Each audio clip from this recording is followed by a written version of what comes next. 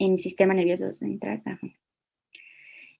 Bueno, esta comparación filogenética de la familia es cuestión, indica tres subgrupos, que el primero consiste en los receptores relajantes, que es el EP2, EP4, IP y DP1. Todos estos ya se los mencioné ayer, solo es como para que los recuerden, que se encargan de incrementar la generación de, ay, permítanme,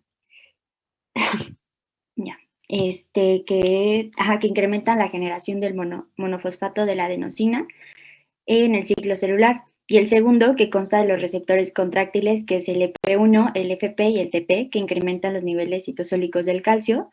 Y el tercero, que consta solamente de EP3, que se asocia al incremento de calcio intracelular y la disminución del AMP cíclico.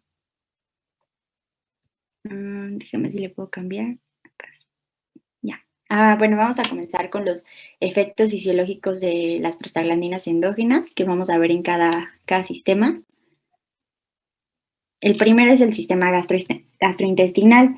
Las prostaglandinas E e I1 inhiben la secreción ácida del estómago, estimulado por alimentos, gastrina o histamina. También disminuyen el volumen de secreción, la acidez y el contenido de pepsina por acción directa sobre las células secretoras. Además, la prostaglandina E estimula la cicatrización de las úlceras gastrodenales, mientras que la prostaglandina F aumenta la secreción del moco en el estómago e intestino delgado. Esto afecta que permite conservar la integridad de la mucosa gástrica. Y por otra parte, la prostaglandina F y E se encarga de aumentar la reabsorción de agua y electrolitos en el intestino, mientras que la prostaglandina E2 y la prostaglandina F2-alfa se encargan de estimular la contracción del músculo longitudinal principal desde el estómago hasta el colon. A nivel intestinal, pues el intestino de las prostaglandinas ejercen este efecto de tipo protector de la mucosa intestinal. Pues se refiere fundamentalmente a la regulación del paso de agua y electrolito desde el lumen de la pared intestinal, inhibiendo la absorción de ello y aumentando así su contenido luminal. En este mecanismo, esta acción, pues se encarga de actuar como un protector de la integridad de la mucosa intestinal, porque se ha demostrado que las ulceraciones de este origen, en gran medida por el aumento de los electrolitos y de los líquidos desde el lumen hasta su pared intestinal. Okay. Ya ven la siguiente, ¿verdad? La prostaglandina F2A se encarga de contraer el músculo liso circular y la E2 se encarga de relajarlo. Por lo tanto, la administración de prostaglandina E2 y F2-alfa tienen algunos síntomas o pueden presentar cólicos y calambres.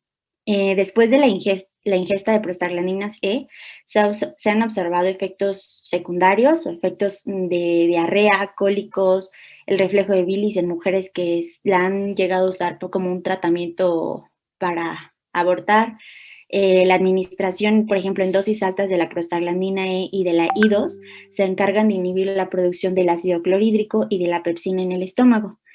Entonces, por lo tanto, con dosis fisiológicas, estas prostaglandinas actúan como vasodilatadores en la mucosa e incrementan la producción del moco y bicarbonato, y así ejercen efectos protectores ante las acciones lesivas de un elevado número de agentes ulcerativos. Y a nivel gástrico, la administración subcutánea, oral, intraperitoneal o intravascular de las prostaglandinas, pues se encargan de la disminución de la secreción del ácido clorhídrico, de la secreción de gastrina, no están influenciados directamente por la secreción de pepsina. Entonces, esto indica que el efecto que ejercen sobre las células parietales de la mucosa gástrica, que es de protección. Aquí es necesario que diferenciemos el efecto protector de las prostaglandinas, ya que las prostaglandinas en dosis altas y como un producto de acúmulo de agua y electrolitos en intestino delgado, después pasa a intestino grueso y genera un efecto diarreico. Entonces, las dosis necesarias para provocar este cuadro son mucho más altas que las requeridas para el efecto protector, que es el que les estaba mencionando. Y bueno, en ellas se han demostrado altamente eficaces en la corrección y prevención de las ulceraciones, tanto gástricas como intestinales, que es su principal función en este sistema. El siguiente es el sistema renal, en donde las prostaglandinas modulan el flujo sanguíneo renal y la formación de ácidos. La prostaglandina E se encarga de la inhibición de inhibe la reabsorción tubular de agua. Por ejemplo, en los hipertensos, la médula renal libera prostaglandina E2, que se encarga de causar una vasodilatación renal, y esto aumenta el flujo sanguíneo renal y aumenta la natriuresis, que es el proceso de excreción de sodio en la orina a través de la acción de los riñones, que es lo que se encarga. Y por lo tanto, pues aumenta el volumen plasmático. También en el riñón pues se produce un número diverso de prostaglandinas, más en la médula que en la corteza renal por acciones divergentes sobre el flujo sanguíneo y la producción de la orina. Mientras que la prostaglandina E2, prostaglandina I2, prostaglandina D2 son vasodilatadores, se encargan de aumentar el flujo facilitado de la diuresis y la eliminación de sodio y potasio. Entonces se encargan de generar la producción de renina mediante la acción directa sobre las células juxtaglomerulares, siendo así que la prostaglandina I2 es uno de los más potentes estimuladores de secreción de renina, mientras que la síntesis intrarrenal de prostaglandinas y tromboxanos pues es estimulada por diversos factores, sobre todo de los péptidos como la angiotensina 2 y la vasopresina. General, la producción de la prostaglandina E2 e I2 es aumentada por factores que producen el flujo sanguíneo renal. Entonces, la acción combinada de las diversas prostaglandinas se dirige a regular la resistencia vascular. Por esta razón es que la inhibición farmacológica de la ciclooxigenasa resulta especialmente perjudicial en efectos cuya función renal pues, llega a ser alterada por insuficiente volumen circulante o a niveles altos de angiotensina 2, que es los que llega a presentar algún paciente. Ok, ya que la prostaglandina E2 y la prostaglandina 2 influyen en la excreción de sodio y agua en los riñones, a nivel tubular, la prostaglandina E2 ejerce una acción inhibitoria sobre la hormona antidiurética, aumentando la reabsorción de agua y estimulando la diuresis. En el riñón sintetiza en su porción medular dos tipos de prostaglandinas, la prostaglandina A2 y la prostaglandina E2. De ambas, la de mayor importancia por sus efectos renales y antihipertensivos va a ser la prostaglandina A2, la cual es metabolizada principalmente por riñón e hígado, a diferencia de lo que ocurre con otras prostaglandinas, que son inactivadas fundamentalmente por pulmón. Hay un síndrome que es conocido, caracterizado por hiperminemia, disminución de la sensibilidad o la resistencia a la angiotensina, y se pudo comprobar que estos cambios están asociados a un aumento significativo de las prostaglandinas vasodilatadoras, que como ya les mencioné son la prostaglandina E2 y la prostaglandina I2. En estos pacientes se benefician con AINES, que lo van a exponer más adelante.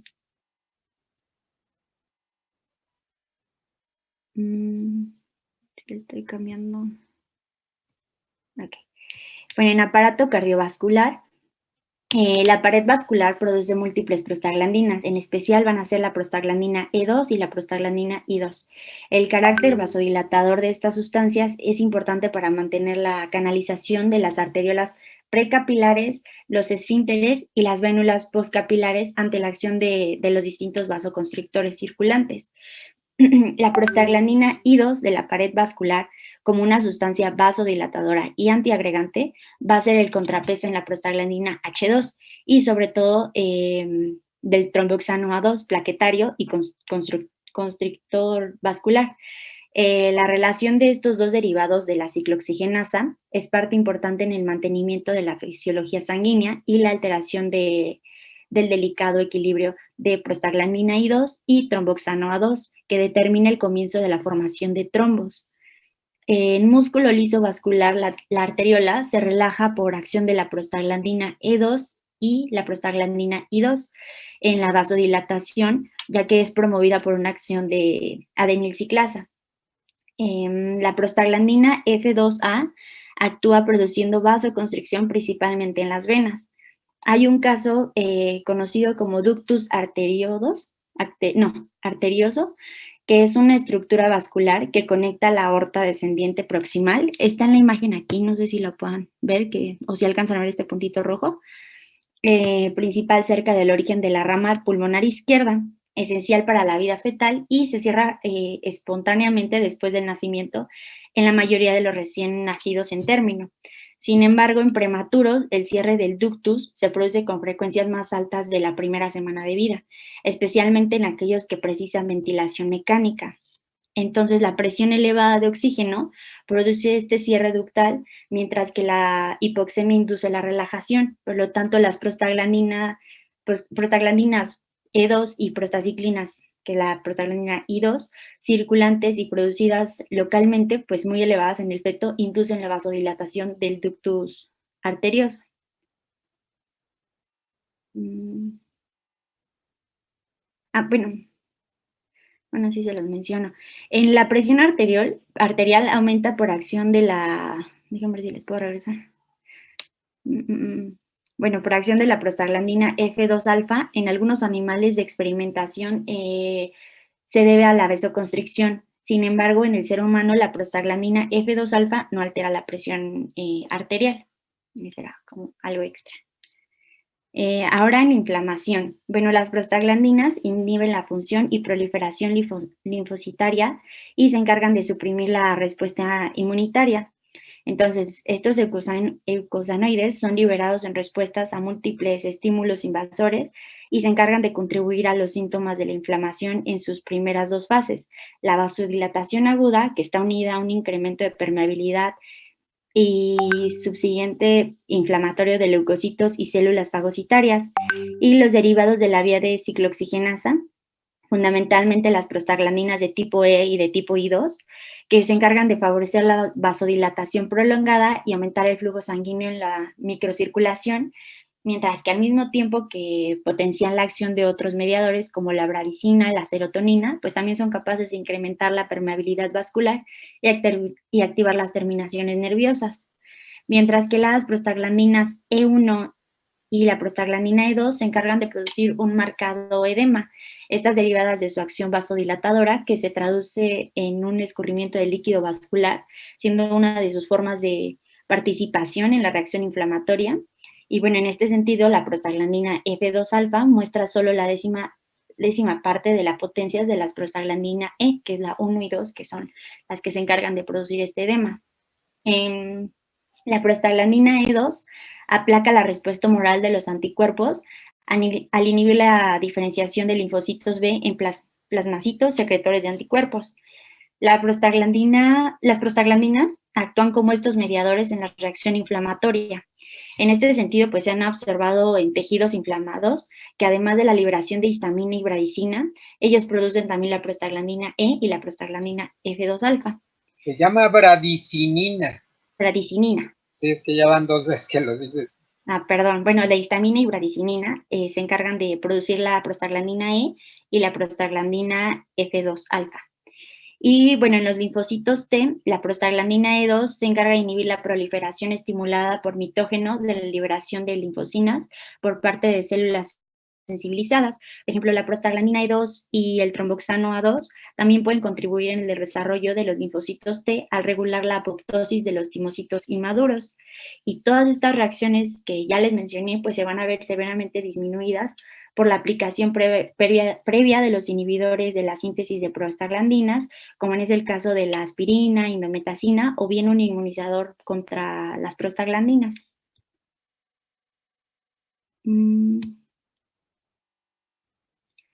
Ok, ahora en sangre, las prostaglandinas liberadas en el endotelio vascular inhiben la agregación plaquetaria, aunque también pueden ser inhibidas por la aspirina, por lo que se han sugerido en algunas que las prostaglandinas contribuyen a propiedades antitrombóticas de la pared vascular. Pero la estimulación de la agregación plaquetaria culmina con la activación de la fosfolipasa de membrana y pues con esto la liberación del ácido araquidónico y pues su formación en endoperóxido de prostaglandina y tromboxano A2. Estas sustancias que inducen la agregación plaquetaria, el efecto es inhibitorio por la prostaglandina I2, que va a actuar como un inhibidor fisiológico en este sistema. La agregación plaquetaria también se origina de la activación de fosfolipasas de membrana con la liberación del ácido araquidónico y la biosíntesis consecutiva de los eicosanoides. Las concentraciones bajas en prostaglandina E2 intensifican la agregación plaquetaria, mientras que las de mayores lo inhiben. Estas bajas concentraciones de prostaglandina E2 activan los receptores EP3, lo cual permite la agregación de trombocitos. Y las concentraciones altas de prostaglandina E2 se encargan de liberar por reacción de mediadores mayores de la inflamación y también activan los receptores IP e inhiben la agregación plaquetaria. De igual forma, pues los eicosanoides ejercen importantes acciones sobre las plaquetas. Por ejemplo, en el endotelio vascular es uno de los inhibidores más potentes de la agregación plaquetaria in vivo e in vitro. Además, potencian la actividad de otros antiagregantes como el óxido nítrico. Por el contrario, pues las actividades de las plaquetas conllevan un importante aumento en la producción proagregantes como la prostaglandina H2 y sobre todo en el tromboxano A2. En cambio, las prostaglandinas son capaces de inhibir proliferación y la función de los linfocitos, moderando así su respuesta inflamatoria.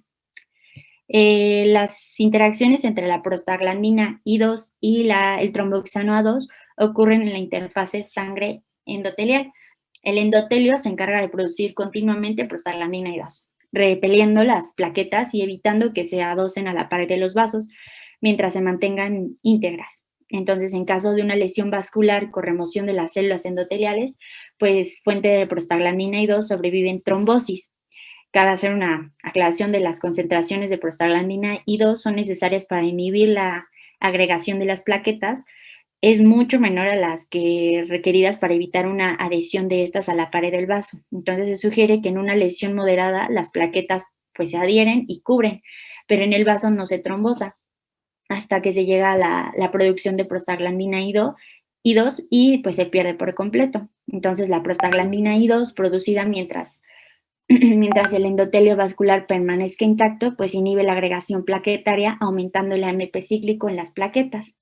Y cuando las plaquetas son estimuladas por una lesión vascular, producen el tromboxano A2, que contrae los vasos y excita el reclutamiento de plaquetas mediante la disminución de las concentraciones de AMP cíclico en las plaquetas cercanas al sitio de la lesión. Y es así como pues ciertos fármacos como la aminofilina o la prostaglandina E1, que más adelante vamos a ver algunos ejemplos como el isoproterenol, que produce la acumulación del AMP cíclico en las plaquetas, pues son beneficiosas para controlar una trombosis clínica. En el sentido homeostático, bajo condiciones normales, pues existe este aparente balance entre el tromboxano A2, la prostaglandina I2 y la prostaglandina E2 con la prostaglandina F2 alfa. Y es cuando ocurre el daño vascular y la trombosis puede sellar el flujo de sangre, previniendo un flujo extravascular. Este es en un sentido homeostático, ya dejando aparte.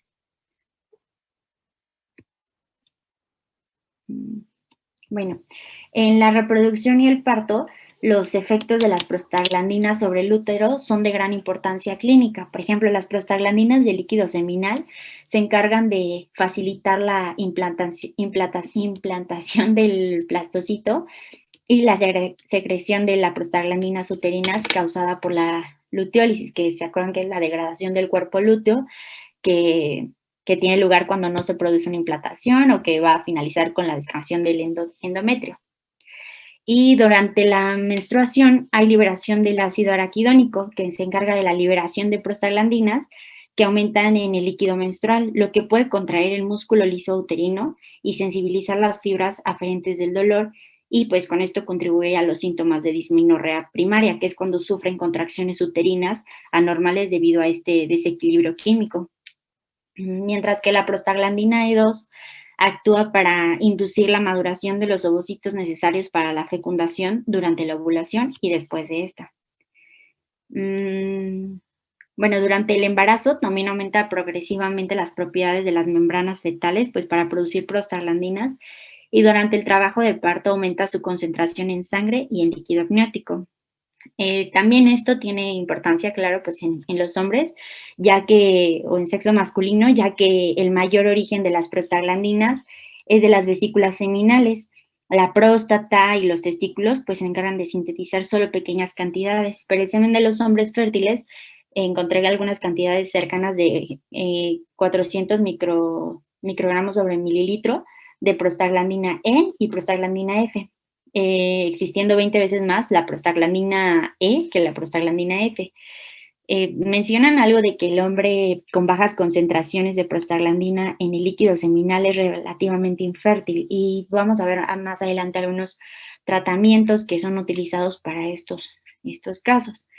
Los inhibidores de la ciclooxigenasa pues también se encargan de prolongar el tiempo de gestación, detienen el parto prematuro y aumentan la duración del parto a término.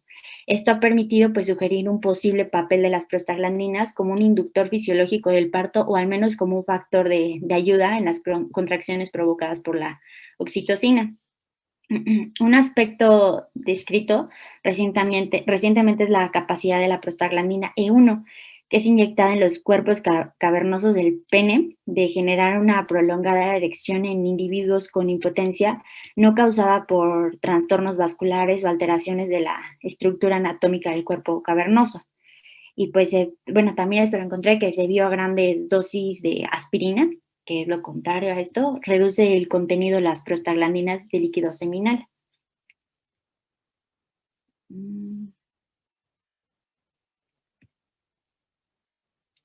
Ok, en el sistema nervioso central, la prostaglandina D2 actúa en células trabeculares de la arachinoides en el prosencéfalo basal para mediar un incremento de la adenosina extracelular, la cual pues a su vez facilita la inducción del sueño. En el sistema nervioso central, la prostaglandina E2 intensifica la excitabilidad de las vías neuronales de transición del dolor en la médula espinal. Estas también se encargan de desempeñar un importante papel en la génesis de la fiebre. De hecho, la hipertemia aparece en un número elevado de procesos patológicos, unido a la producción de pirógenos bacterianos o endógenos. Recuerden que la fiebre es un estado fisiopatológico, es decir, que tiene una respuesta defensiva muy eficiente, la cual en presencia de un proceso infeccioso pues se encarga de estimular la activación de los linfocitos e inhibe la proliferación de virus y bacterias, lo cual por lo general pues tiene un rango limitado de tolerancia a la temperatura. Sin embargo, en tiempos prolongados pues la fiebre puede causar mayor daño. Esta aparición de la fiebre pues se debe a la activación coordinada de los mecanismos productores de calor y a la inhibición de los que tienden a dispararse. Cuando existe un estado infeccioso mediado por un virus o una bacteria de los macrófagos, pues producen las citocinas como la IL-1 beta, la IL-6 y la TNF-alfa. Estas pues influyen sobre las células del tipo macrófagos de las microvasculaturas hipotalámicas que se encargan de producir la producción de la prostaglandina E2. Entonces, la prostaglandina E2 actúa sobre las neuronas del núcleo ventromedial prepéptico y del núcleo paraventricular del hipotalámico, donde se secreta la hormona liberadora de tirotropina. La hormona liberadora de tirotropina induce la secreción de la hormona estimulante de la tiroides en la adenopófisis. Esta, a su vez, pues, se encarga de activar la producción de hormonas tiroideas en la glándula de la tiroides, y esto tiene como consecuencia un aumento en la temperatura corporal. Otro punto en el sistema nervioso central es que se encarga de sintetizar a la prostaglandina E2 y a la prostaglandina F2. También la prostaglandina I2 es sintetizada en pequeña cantidad, pero su origen es preferentemente vascular. Esta prostaglandina I2 produce un dolor de manera inmediata, pero de duración corta, mientras que la prostaglandina E2 induce dolor e hiperalgesia de larga duración. Recuerden que las prostaglandinas más comunes en el sistema nervioso central es la prostaglandina E2, la cual se produce en las neuronas y tiene un compañera, ¿podrías ir más despacio? Es que como que vas muy rápido, la verdad, y no podemos anotar nada. Ah, perdón. Sí, claro. Sí, por favor. No se te entiende mucho, la verdad. Ok, entonces, la prostaglandina E2, bueno, en el sistema nervioso central se encarga de sintetizar estas dos prostaglandinas, la E2 y la F2. La I2 se sintetiza en una pequeña cantidad de su origen preferentemente vascular, mientras que la E2 es la que es favorecida. Como mencioné, la I2 se encarga de producir dolor de manera inmediata, pero es de corta duración, mientras que la E2 induce un dolor e hiperalgesia, pero de mayor duración. Estas prostaglandinas, la más común, que es la prostaglandina E2, se produce en las neuronas y tiene un papel coadyuvante en la adquisición de la memoria. Las prostaglandinas y las citoquinas que les había mencionado de IL-1 beta y la TNF-alfa, tienen un efecto regulador sobre el sueño y su principal prostaglandina involucrada en este, pues en este proceso es la prostaglandina D2, que induce sueño cuando es infundida en el espacio supracranoideo, no lo sé pronunciar bien, supracranoideo, en las zonas correspondientes al telencéfalo Subaracnoideo. subaracnoideo, en las zonas correspondientes al telencéfalo rostral basal. ¿Quieren que les repita algo de esto? Porque pues es de los más importantes del sistema nervioso. Está bien. No, está bien. Ok. Entonces ya voy a comenzar con los fármacos y ya igual si tienen alguna duda que se van a relacionar con los sistemas que ya les mencioné, me dicen. Bueno, el primer fármaco, aquí ya les puse a qué pertenece cada fármaco. Este es un ejemplo del fármaco aprostadil, que es correspondiente a la prostaglandina E1. Tiene varias funciones en el área farmacéutica. Por ejemplo, la disfunción eréctil de origen neurogénico se usa para cuando es de origen neurogénico, vasculogénico o psicogénico. Este fármaco es con una simple dosis de prostaglandina E1 aplicada, es muy efectiva para inducir la erección artificial del pene en caso de una disfunción eréctil. El único efecto colateral notificado ha sido la sensación quemante y con ello, pues, claro, un dolor en el pene o una sensación uretral de quemadura, que es los síntomas más presentados. Las dosis habituales en este es de 10 a 20 microgramos. Sin embargo, se recomienda una titulación inicial de 1 a 3 microgramos, ya que debe hacerse bajo una supervisión médica con el fin de evaluar la respuesta. No creo que sea muy agradable mantener estas respuestas. Recientemente, pues fue aprobado para la utilización en pacientes con una enfermedad oclusiva grave en las arterias periféricas. Está indicado para mantener abierto el conducto arterial en niños nacidos con defectos cardíacos congénitos y que pues dependen de la apertura del conducto pues para sobrevivir hasta que se realice una cirugía paliativa o puedan hacer algún otro tratamiento con el bebé.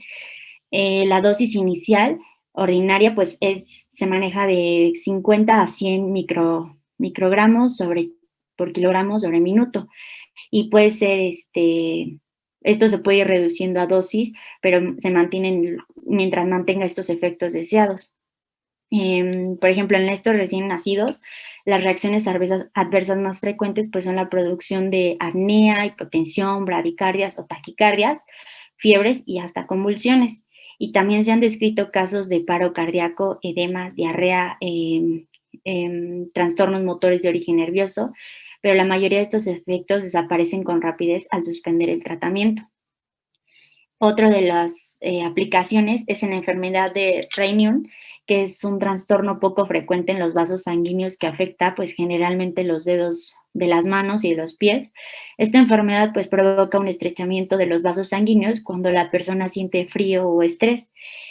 Cuando esto ocurre, la sangre no puede llegar a la superficie de la piel y a las áreas afectadas y se vuelven blancas o azules, como lo pueden ver en la imagen. Y cuando llega el flujo sanguíneo, regresa, la piel se enrojece y tiene una sensación de palpitación o de hormigueo.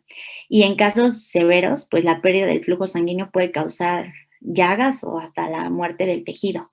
En esto, por ejemplo, en estadios graves se han utilizado las infusiones de prostaglandina E1, que es el alprostadil, en dosis de 0.1 microgramos sobre kilogramos por minuto. Estas son dosis muy bajas en todos estos tratamientos. Como ya les mencioné, tiene muchos efectos adversos. Ay, perdón. Bueno, ya el siguiente es el misoprostol, que es igual de prostaglandina E1. Es un análogo, creo que el profesor había dicho semisintético, de la prostaglandina E1, empleado en el tratamiento de las lesiones erosivas gastrointestinales. Este se administra por vía oral en el control de la úlcera gastrodenal o en la prevención de las lesiones gastrointestinales provocados por antiinflamatorios no esteroideos, que son los AINES. A estas dosis, pues, pueden tener efecto inhibitorio de la secreción gástrica y sirve como un protector de la mucosa. Llega a producir, bueno, la inducción de diarrea es un efecto adverso muy frecuente en este tratamiento y también se han descrito la aparición de náuseas, cefaleas, vértigo y dolor abdominal. Por sus efectos uterinos, no debe administrarse en mujeres embarazadas o con posibilidad de quedar embarazada, claro, durante un tratamiento de misoprostol. El misoprostol, análogo de la prostaglandina E1, y el Enprostil, que es un análogo de la prostaglandina E2, más adelante lo voy a decir, es de vida media más prolongada que la prostaglandina E2. Entonces, este derivado de la prostaglandina E, que es administrado a dosis farmacológicas, inhibe la secreción ácida, regula el flujo sanguíneo local y tiene una actividad citoprotectora sobre la mucosa gástrica, que es de lo más frecuente que es utilizado, y estimula la secreción de bicarbonato y moco, así lleva protegiendo los efectos nocivos de los AINE. Este derivado sintético pues, puede cicatrizar las úlceras pépticas duodenales con una similar eficacia a los antagonistas H2 de la histamina. Y bueno, en algunos países, menciono algunos países porque este fármaco puede llegar a ser combinado con un antiprogestano, que es la mifepristona, y se encargan de producir. Es ¿Cómo? antiprogestágeno. Antiprogestágeno, ajá, y se encarga de producir el aborto, entonces se usan como una combinación de tratamiento. Y al comienzo de esto, pues se administra la mitad del comprimido de misoprostol con las comidas, o sea, con las indicaciones que dé el médico. Y si el paciente tolera la medicación, pues después se administra cada 6 horas, dependiendo de los miligramos que admita.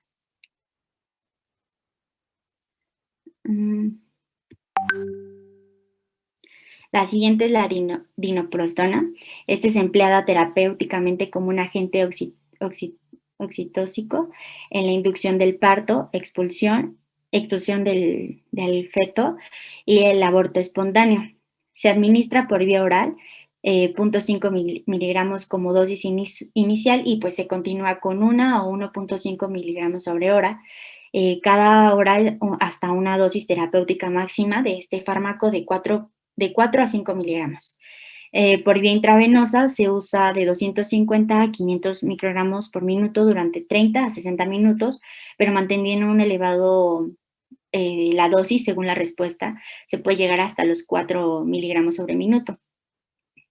Para expulsar al feto se puede comenzar con los 5 microgramos por minuto por la vía intravenosa y se aumenta la dosis si es necesario a intervalos de 60 minutos de acuerdo a la respuesta uterina que presente. Y su administración endocervical, que se ha generalizado como agente facilitador de la maduración del cuello en pacientes con condiciones desfavorables para la inducción. Entonces también se emplea este fármaco en la provocación de abortos durante el primero y el segundo trimestre de embarazo, con la administración en dosis elevadas por la vía intra o extraamniótica, que es una vía de administración de estos fármacos en el espacio entre las membranas fetales y el endometrio dentro del útero de la mujer, ¿no? Y bueno, cuando se administra por vía intravenosa pueden aparecer síntomas de irritación local, eritemas, también manifestaciones al terminar el tratamiento y pueden potenciar los efectos de la oxitocina. Entonces se recomienda no emplear ambas sustancias de forma simultánea sin un acuerdo de control de actividad uterina, porque en algunos casos pues empleo en dosis altas puede provocar los abortos que han ocasionado ruptura uterina o el desgarro cervical. También encontré que se puede usarse como precaución en pacientes con antecedentes de glaucoma o de asma. El siguiente. Okay, el siguiente fármaco es la latanoprost, que es un nuevo agente antiglucamatoso, análogo de la prostaglandina F2-alfa, de segunda línea como hipotensor ocular. La FDA aprobó este fármaco para ser utilizado como un antiglaucomatoso en pacientes con glaucoma de ángulo abierto e hipertensión ocular. En la imagen intenté buscar una donde se observara de cuál es el ángulo abierto. ¿Qué estaba? Así con glaucoma de ángulo y hipertensión ocular, que no reaccionaba o toleraban otros tratamientos. Entonces, esta es como la segunda línea. Se utiliza en forma tópica ocular una vez al día y se recomienda su uso nocturno. Algunos efectos adversos que presenta este fármaco es el aumento de la pigmentación del iris, sobre todo en tratamientos prolongados, ya que se ha presentado entre el 5 y el 15% de los casos una hiperemia conjuntival, visión borrosa y una sensación de cuerpo extraño o ardor o, pues sí, esa sensación de tallarse los ojos. El siguiente fármaco es la prostaciclina o el epoprostenol. Está empleada como alternativa a la heparina en la diálisis renal cuando existe un elevado riesgo de problemas hemorrágicos o en las distintas técnicas de circulación intracorpórea, por su potente actividad vasodilatadora y antiagregante plaquetaria. Su uso limitado a hospitales se ha administrado por la perfusión intravenosa continua ante la diálisis y durante toda la duración de esta. Y algunos efectos adversos más frecuentes son la aparición de cefaleas y síntomas gastrointestinales.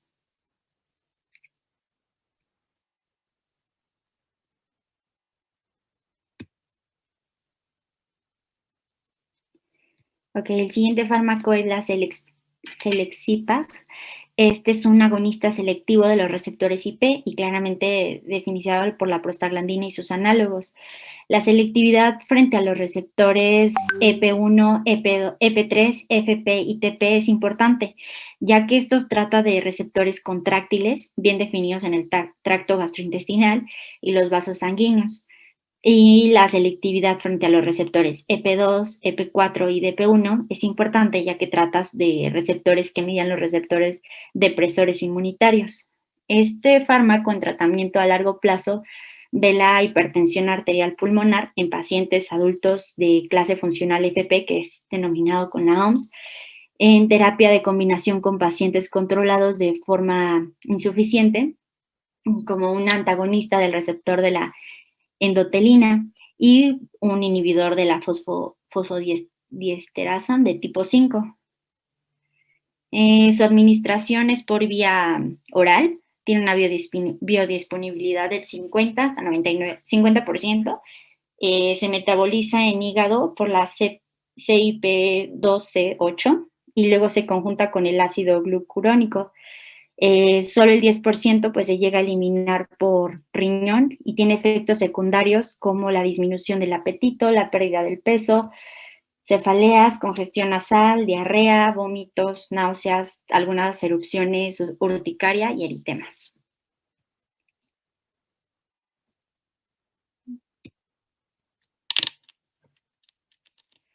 Y bueno, finalmente el metabolismo de estos, la catalización pulmonar es muy rápida y solo paso basta para iniciar más del 90% de la dosis exógena de la prostaglandina E1, prostaglandina E2 y la F2 por medio de la homogehidroxilación. La deshidrogenación en el carbono 15 es muy activa en riñón, pulmón y útero. Las prostaglandinas, al pasar por la circulación pulmonar, se metabolizan rápidamente por medio de la homogehidroxilación, es decir, la inserción del hidróxido en la terminal omega de la molécula, y luego sufren una beta-oxidación en la cadena carboxílica. Se generan metabolitos como el tretanor y el dinor, que son inactivos, y la deshidrogenación en el carbono 15 ocurre por la enzima prostaglandin 15 deshidrogenasa, que es muy activa en riñón, pulmón y útero.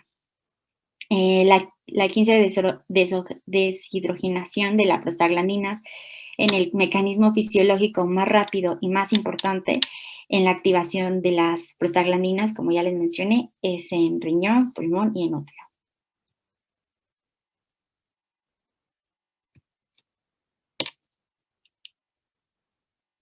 La prostaglandina I2 es la única prostaglandina que pasa por la circulación pulmonar sin inactivarse. Y en pulmón, riñón y útero se puede ocurrir la interconversión de la prostaglandina E2 en prostaglandina F2 alfa por acción de las enzimas de la 9-cetoreductasa. El tromboxano A2 se transforma en una sustancia más estable, el tromboxano B2, en forma rápida, no enzimática. La prostaglandina I2 es la única prostaglandina que pasa por circulación pulmonar sin inactivarse. Se metaboliza en vasos sanguíneos, en hígado y en riñón. En vasos sanguíneos o riñón, la prostaglandina I2 por acción de la 15-hidroxiprostaglandin deshidrogenasa se transforma en un producto inactivo conocido como la 6-prostaglandina F1 alfa. Mientras que en hígado o en vasos sanguíneos, la prostaglandina I2 por acción de la 9-OHP prostaglandina DH se transforma en una 6-cetoprostaglandina E1 que se conserva con sus propiedades antiagregantes.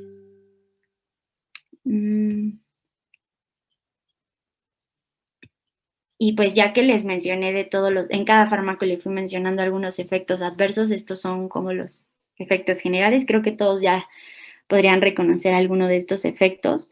Los edemas periféricos, disposición sangrados, la disnea, que es la dificultad para respirar, el síncope, que es una pérdida brusca o temporal de la conciencia, el tono postular y duración breve, y puede tener una recuperación espontánea. La otra que no puedan conocer, artralgia, que es el dolor de las articulaciones. De ahí en fuera, pues la diarrea, vómitos, náuseas son la mayoría de los efectos adversos que les fui mencionando en cada uno de los fármacos.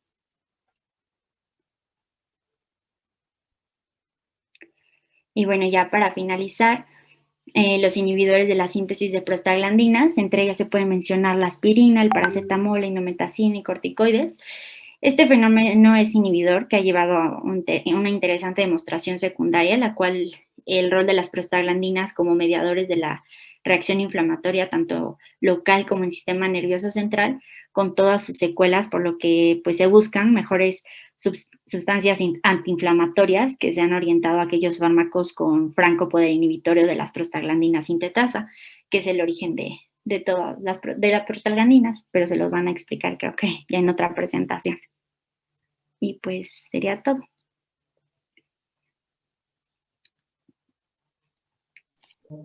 ¿Preguntas para su compañera?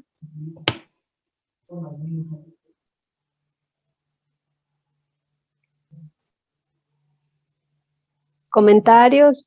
¿Observaciones? Yo tengo una pregunta. Había mencionado algo sobre que las prostaglandinas tenían interacción con la agregación plaquetaria. Y mi pregunta es si mi compañera sabe cómo esto sucede en la trombocitopenia o en la pseudotrombocitopenia. Bueno, creo que es lo que mencioné en sangre, ¿no? De cómo se hacía lo de los trombocitos. Bueno, porque Sí, es que lo que pasa es que había dicho que tenían acción in vivo e in vitro. Y tengo entendido que la trombocitopenia es una afección y que sucede en el organismo, y la pseudotrombocitopenia es algo que sucede in vitro, y quiero saber por qué será eso. Es que lo que había comentado es que en el endotelio vascular es uno de los inhibidores más potentes de la agregación plaquetaria, y pues yo encontré que era así, in vitro e in vivo, y además potencia pues su actividad de otros antiagregantes como el óxido nítrico, que es lo que había mencionado. Pero sí creo que tú me pides como que te explique cómo pasa in vitro, ¿no? Ajá. No lo sabría decir. A ver, hay una mezcla de dos conceptos. Uno, ¿cuál es la participación de las prostaglandinas en general o de los prostanoides en general en el mantenimiento del flujo sanguíneo, de la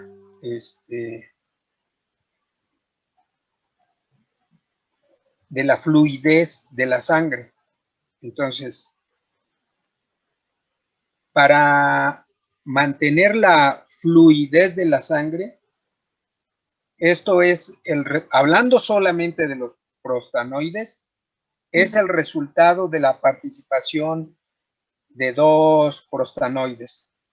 Uno, la prostaciclina o prostaglandina I2. O sea, que quede claro que si dicen prostaglandina I2 o dicen prostaciclina, están hablando de la misma sustancia. Bueno, la prostaciclina, como lo dijo Abril, se sintetiza y se genera en las células endoteliales. Entonces, las células endoteliales son las células que sintetizan y liberan prostaciclina. Y la función de la prostaciclina es una función antiagregante plaquetaria. Y además de antiagregante plaquetaria, es vasodilatadora. Entonces, la función de la prostaciclina es mejorar el flujo sanguíneo. Del otro lado, en su contraparte, como contrabalance de la prostaciclina, está el tromboxano A2. El tromboxano A2 es sintetizado y liberado por las plaquetas, que también suelen llamarse trombocitos. Entonces, hablamos de lo mismo cuando decimos trombocitos o decimos plaquetas.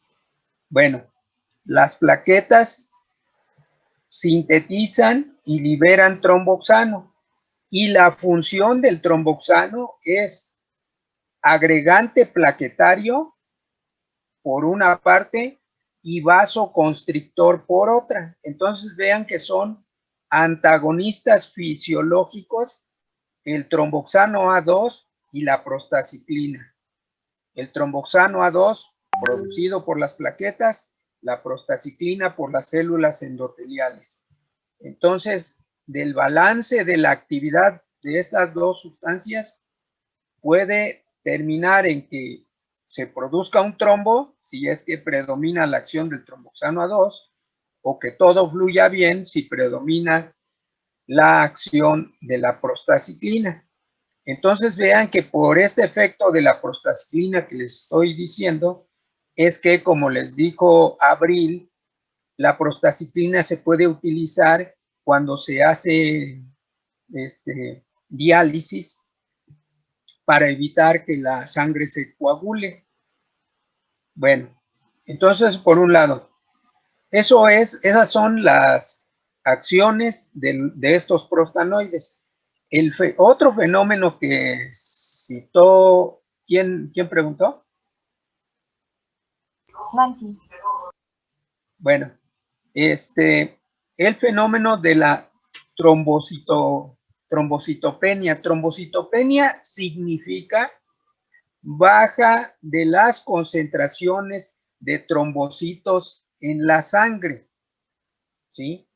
Normalmente cuando hay una alta actividad plaquetaria, que hay agregación plaquetaria, pues deben de pensar en automático que si se están consumiendo las plaquetas, pues su concentración en sangre va a disminuir, y eso es lo que se llama trombocitopenia.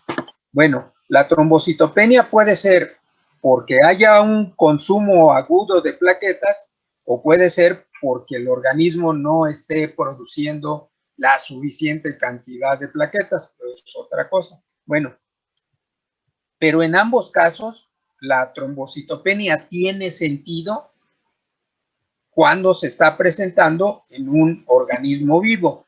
Si la trombocitopenia se produce en un vaso de precipitados, pues bueno, lo que quiere decir es que bajó la cantidad de plaquetas, pero in vitro pues no tiene mucho sentido hablar de la trombocitopenia. Entonces, la trombocitopenia es importante cuando se da en un organismo vivo, baja de las plaquetas. ¿Queda claro? Sí, profe, muchas gracias.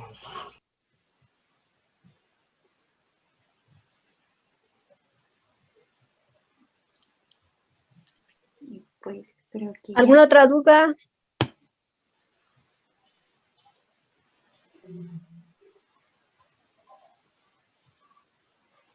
¿Ya no?